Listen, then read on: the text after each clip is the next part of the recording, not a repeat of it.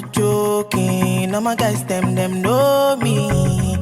Hey guys, welcome back to my channel. My name is Melissa, and if you're new, please like this video, subscribe to my channel, click the notification bell so that whenever I post, you'll be the very first to find out. So guys, today, it's time for us to talk about this. I personally want to carry this matter on my head at this point because we've overflogged this issue for so long, and it's about time we just address this.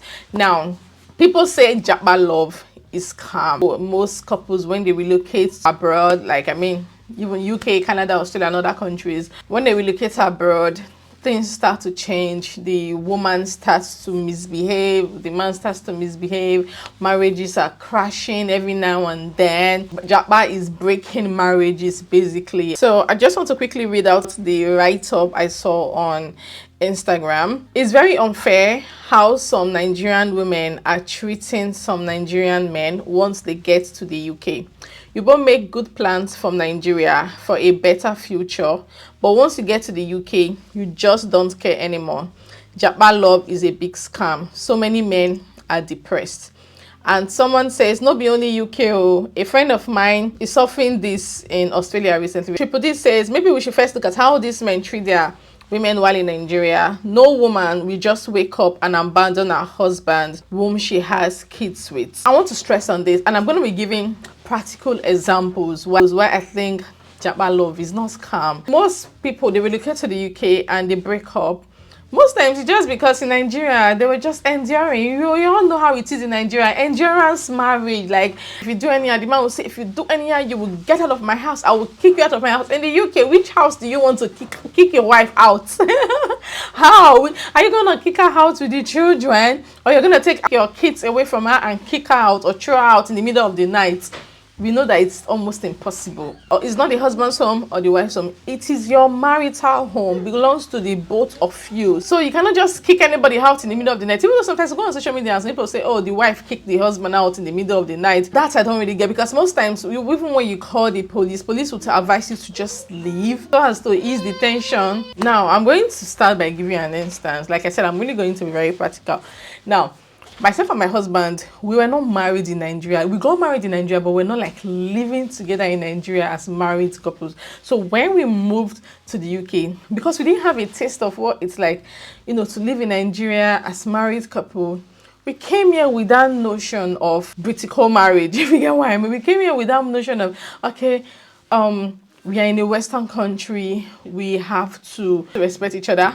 There are some things that we can't do, and there's some things that we have to do to make it work. Because believe it or not, knowing that you're distant from families, your siblings, your parents, they are not here, there's really no third party that is involved. There are some problems that cannot be generated. For instance, back in Nigeria, there are some problems like, in-laws barging into your home, or your sister-in-law not liking you and then coming to cause trouble in your home. At least, thankfully, that kind of problem may not really exist. I'm using may because there are still some families that, even in this UK, that Nigerian mentality still not leave their brain. In our own situation, we already knew that we are starting this marriage on a clean plate, and we just have to find our way around it. And now, let me give you an instance. When I was dating my husband, he used to cook. It's one of the things that made me to even marry him. It ticks that box because I'm like, my husband must cook. Because I don't want a situation where I'm always cooking. I just didn't like that idea. That's as a single girl. My husband was cooking so good. Oh my God, the jollof rice was banging. My husband's ogbono soup was top notch. It's ofaku, the one they call banga stew. It was so good. Oh my goodness, let's not even talk about his yam porridge. It was so nice. This man will add uba, he will add fish. It used to be bang. I remember then, if I come to visit him from school, he has made something for us to eat. I'm like, wow, this man, hey, I go tie you down, you go at nowhere. But should I give you the big shocker? When we came here, this man, okay, for the first year, it wasn't really cooking, but there were some food that was set aside for him. You see this food, it's if you want us to eat it, you have to be the one to cook it, because you cook it better than I do. Like ofaku, for instance, it was for him. omono soup, it was for him. If you came for my wedding and you slept in my house, the omono soup that you ate, it was my husband that made it. Because I remember people were saying, this soup is nice. I remember my auntie was saying, oh my god, there's no water in this your soup. I was just smelling in my mind, that's my husband, that's my husband. Now we are in 2024. I can categorically tell you that if my husband entered the kitchen to cook anything in 2023, it will be maybe once or even twice, and it's definitely ofaku. Even now, the ofaku will not see him again. If he enters the kitchen, just so that he's going there to make indomie, which we hardly even eat. We eat indomie once in a while. Okay, maybe recently I told him to fry plantain, and the plantain was so burnt. I'm like, how did we get here? How did we get here? Now, where am I driving at? It's very easy for this thing to cause a very big problem in my home. But should I tell you then, not for one day have we had issue because is not cooking. Now, because I told myself that if I want this thing to be an issue, it will be an issue, but it will linger. Like, it will linger and linger and linger with no end. And one day you hear that, oh, the marriage has ended, and people will be like, hey, how would it not end? The man brought her from Nigeria. Or the man, that kind of nonsense. The man brought her from Nigeria, came here, she now grew wings, without knowing the main reason why this marriage actually crashed. But the thing is, luckily, I didn't give any room for it to be a problem in my home, because I just saw it as it's food. Like, it is food. Melissa, it is food. Now, thankfully, this man is not like, okay, he doesn't like cooking and he just not doing anything. Do you get my point? Sometimes I can cook and I'm tired, and he will be the one to put everything in the dishwasher and just wipe for me. At least he's doing something. His mentality is not coming from a place of, like, it's not my place to cook. It's coming from a place of, I don't like cooking. I used to cook then because I needed to cook. But now that I have a wife, I don't like cooking. Like, the funny thing is that he has even forgotten most of the recipes. He can't even make a proper meal now. So, if I want it to be an issue, it will be a very big issue, and it might even end to the marriage breaking up. But I decided that since it's just food, now this man is hardworking. There are other things that I love about him. Why don't I just stress on that instead of stressing on him not doing the cooking or stuff like that? There was a time I even drew a timetable for who will clean the house, who will do this. It was working at some point. Now his duty mainly is to like vac the whole house. So he does other little things, but this vacuum of the house, it is your responsibility. But till today, I know how I keep stressing. Please, can you vac? It's your time to vac. It's your time to vac. You need to vac. The house is dirty, and it doesn't do it. It keeps on singing it like music. And now we decided that okay, we're gonna outsource. You have the money, Abby. No problem. If you need somebody to clean the house, once I get a cleaner to come and clean the house, you have to pay. Sometimes we outsource food, even though we are not really kind of people that eat plenty. But when it comes to food, for instance, like for example, on Christmas Day, I just knew I was not going to cook on Christmas Day. I called somebody, I paid her, she made this banging Nigerian jollof rice and meat. It was so yummy, and it was in the fridge. On New Year Day, I'm like, okay, I'm going to cook. So I made fried rice. Like, so there's sometimes that I don't even feel like cooking anything. I will have to outsource it, or because we don't really do it with junks in the house. I won't say okay. Sometimes once in a while we eat chicken and chips and all that, but not often at all. So sometimes it might be really nothing in the fridge, and we just eat indomie. So I'm just trying to say that there are little things that can cause issues, but we can actually overlook those things, because if we stress on it, it's gonna scatter our homes. Now, on this trending matter about Japa being scam, most Nigerian men, sorry, I'm gonna use most at this. I don't want to say all, because I have a lot of men in my life that are so outstanding in their roles, that they are so really good, they are doing well. But I'm gonna use most Nigerian men. Sorry, you people are annoying. You go out there, like, you treat outside as so nice, be so respectful, and then when you come to your home, you're something else. You have no respect for your wife. You think abroad is Nigeria, where you can just do as you like. Okay, I remember a particular video that trended, not even a video, it was more of this Twitter write-up, that the woman she came to the UK to study alone. It was the man that actually paid her school fees. So when it was time for her kids and the man to join her in the UK, now they finally joined right at the airport. She was like, oh, my husband, welcome. Oh, my kids. Collected the kids' passport from them and said no, she's not doing again.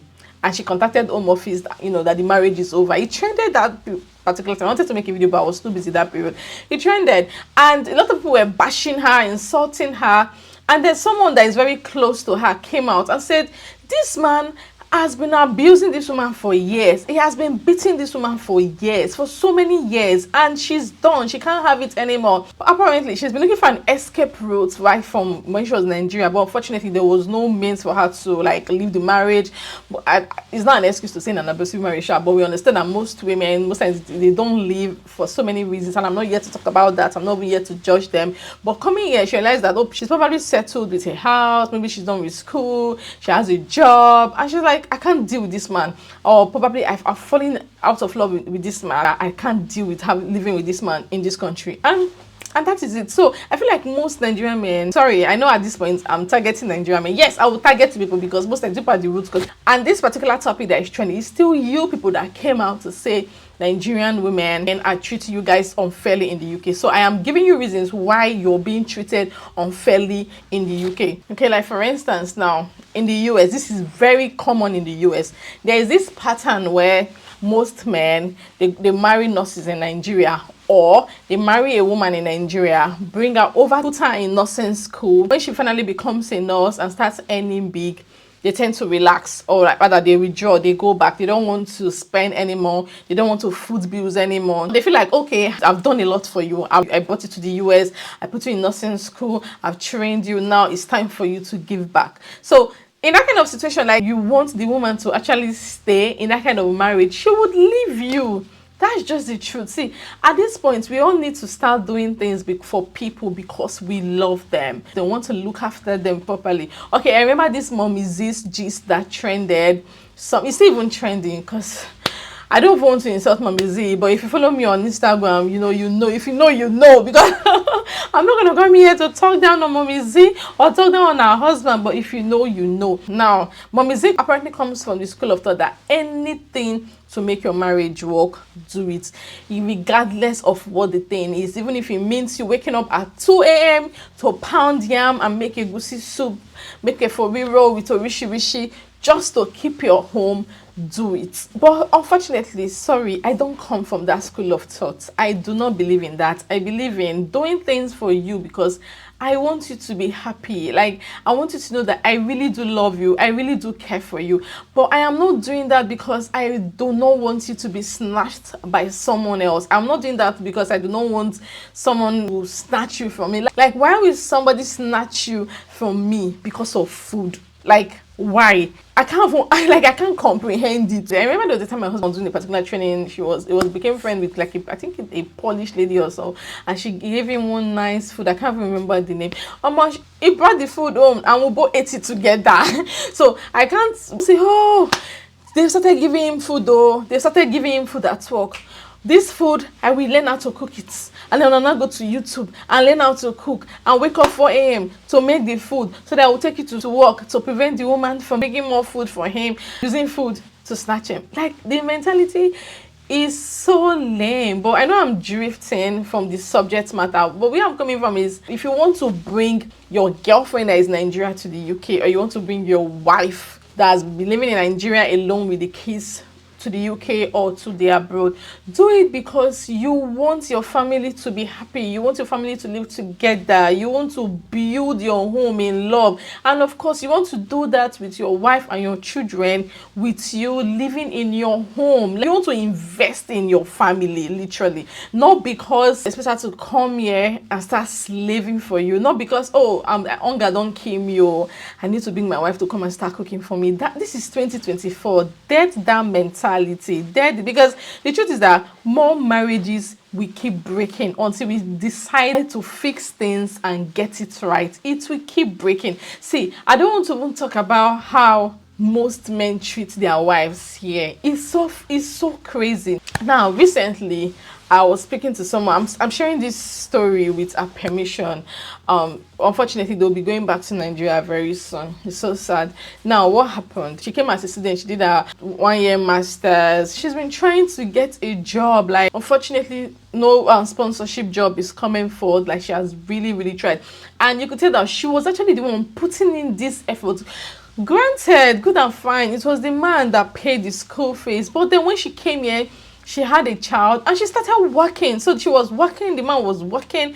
Now, like, there was a time she was always going to Manchester, going to Leeds, going about trying to secure a job that would give them sponsorship to stay. Why this man? They felt like, I've tried, I've brought you to the UK, I've paid your school fees, I've supported you to have your master's degree. It is your responsibility to get a job. I'm not even kidding. This happened, like, this happened to someone close to me. Like, this husband, he was not putting in any single effort for them to get a job. Like, he was not even doing anything.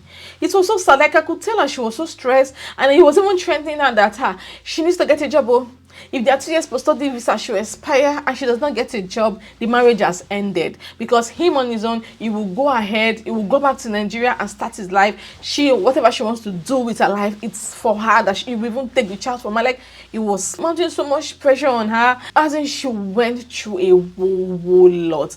Me, husband matter. Me, I'm always in the middle. I cannot tell you, seriously, I can't. If you're looking for someone that is blunt to tell you the core truth when it comes to your marriage or relationship, it is not Melissa, because I have lost so many beautiful friendships because of this my mouth. Because I want to be very honest, I've lost them, and I'm like, sorry, I will just be inside in the middle like this, like a ruler. I will not side you, I will not side your husband, because when people reconcile, you guys will still use my name. You guys will end up using my name to reconcile. So I don't give him for that. Is this going to shock you if I tell you that some men are beating their wives in this country? No jokes.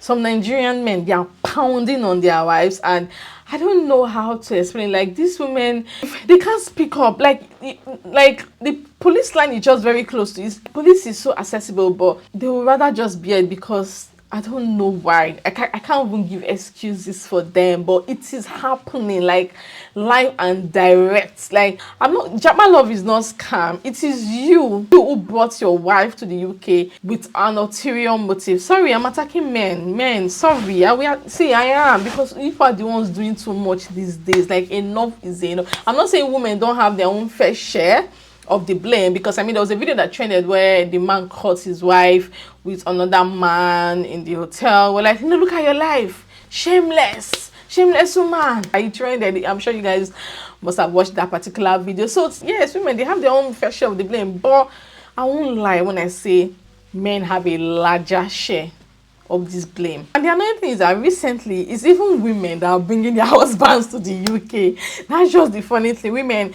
who are probably health professionals or who are carers, they're the ones bringing their husbands from Nigeria, or going back to Nigeria to get married to their boyfriends, and then bringing a man over to the UK.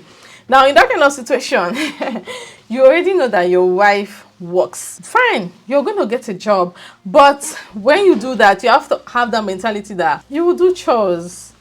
You will clean nappy. You will cook. You will clean. That mentality, you just have to adopt it, because that's the best way the marriage can work. Like, currently in my home now, I work part-time. My husband works full-time. So somehow we've just been able to, strike a balance, even though, like I told you guys, he has forgotten how to cook. It's so sad. I pampered him. I wish in my first year in marriage that I did not pamper him. That's one thing I wish I did not do. Maybe my first year of marriage, I would have just been stretching my leg. So I can't cook stew. I'm tired though. I'm tired. Go and make it. That way, the skill will still be there. But unfortunately, he was so pampered that he has now even forgotten the skills. But it is not causing any problem at all. Like, it is not even a problem. It's food. It is just food. Where there would have been a problem is, okay, if it can't babysit, or maybe it cannot change nappies, or make my kids food, or do house chores, that's where there might be a problem. But if it's a problem in your home, then probably it's time for you guys to just talk about it, and for the party that is involved to change. And the other thing right now is that most men, when they find themselves in a marriage with white women, the vibe is different. Friend, that I am the man of the house, you are the tail of the house. You don't even see them doing it. But that vibe, that energy will totally change if the wife is from Africa. So in a nutshell, guys, Japa love is not scam. It is you that is the problem. Treat your wife well. So there was a particular issue that happened recently. Sorry, I don't really do not want to stereotype, but fortunately I have to. Yoruba women or Yoruba mothers, mother-in-laws, they have this mentality. It's not mentality, it's their culture. Correct me if I'm wrong. That's what I heard or what I've read online. In Yoruba, it is the mother-in-law, that's the husband's mom that does omugo, that does like babysitting, and most times when they come, they only take care of the baby, while you, the woman, you have to take care of yourself, take care of the house. Yes, they will bathe the baby, they will feed the baby, they will change the baby's nappy, they will carry the baby, you know, make the baby sleep and everything. But you, like when it comes to massaging your body, helping you with cooking, helping with you cleaning, and making sure you recover from childbirth and everything, they're not. But in fact, they will stretch their legs for you to actually cook and bring food to them.